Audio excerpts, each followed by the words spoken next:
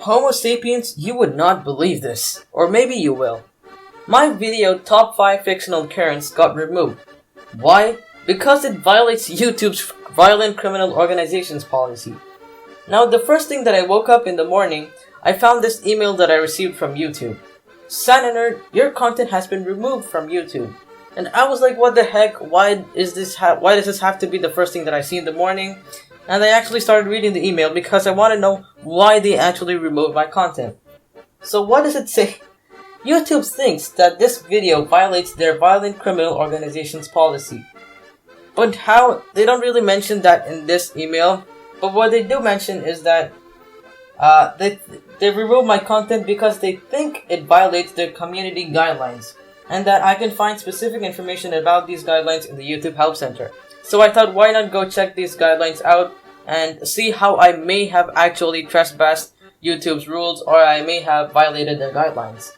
So it holds about like 4 topics, and the first thing in their community guidelines includes spam and deceptive practices. And I don't think that I am actually spamming or I'm deceiving anyone, especially in this video. So let me just go to the next topic. Sensitive content. Now, never in my YouTube career will I ever actually post content that is sensitive to the users, unless it is like a joke, like for example that video where I post a man getting hit in the balls. I mean, it's a meme, alright? It doesn't have any nudity or sexual content, so I guess that's not exactly sensitive. Now the third thing is violent or dangerous content.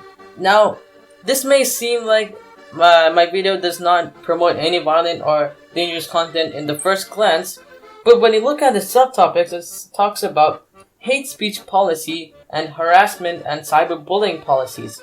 Now, this could actually be a possible reason, and I'll explain why in the near future. The fourth thing is regulated goods, and this talks about sale of illegal and regulated goods, which of course my video does not promote in any way. So let's go back to the violent or dangerous content thing.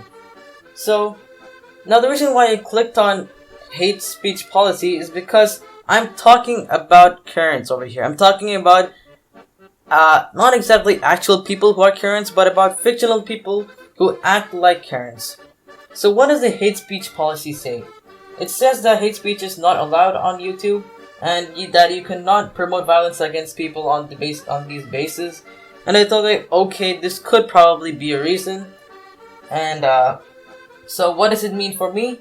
Then I should not encourage violence against individuals or groups based on blah blah blah, and I should not incite hatred against individuals or groups based on any of the attributes.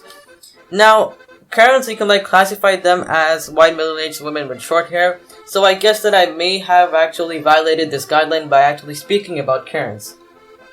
And then talks about monetization, and then they show some examples where they say that I'm glad this violent event happened and that they got what they deserved.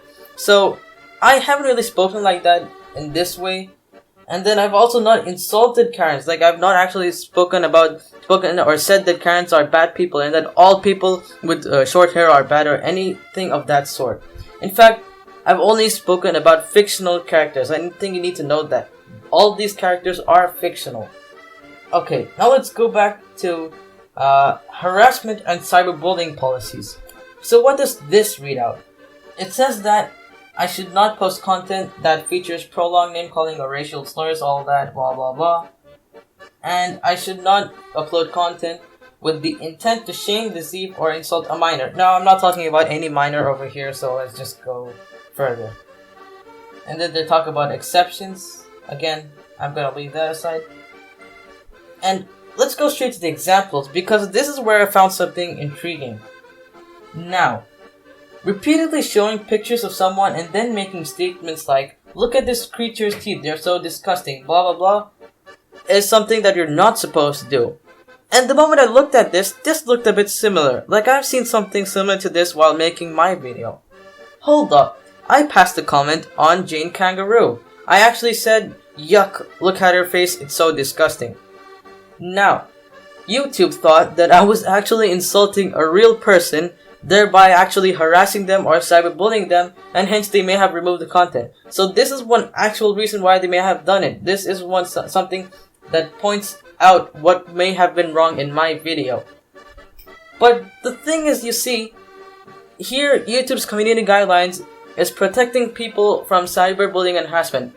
And who are they protecting? Actual people. Living people who may get offended or who may get insulted by this, and that may affect their mental health.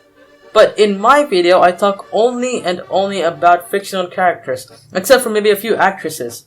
And if nothing, I only speak about them in a good way. In fact, I'm complimenting all these actresses or actors in a good way. So since in my video I only talk about fictional characters, I decided to appeal to YouTube for them to reinstate my video and put it back on YouTube. And they told me that it will take some time for them to respond to my appeal, and that it may take days or even weeks for them to accept or decline my request. And guess what? They actually replied in an instant. Like within a few minutes, I got a response from them saying that they reinstated my video. And that really overjoyed me because I was scared as frick when they told me that my video got removed. This was the first time something has ever happened to me like this. So I was really happy that they reinstated my video. Now YouTube removed my video for an invalid reason. So does that make YouTube bad? No, of course not. It doesn't. See, YouTube is a really big platform.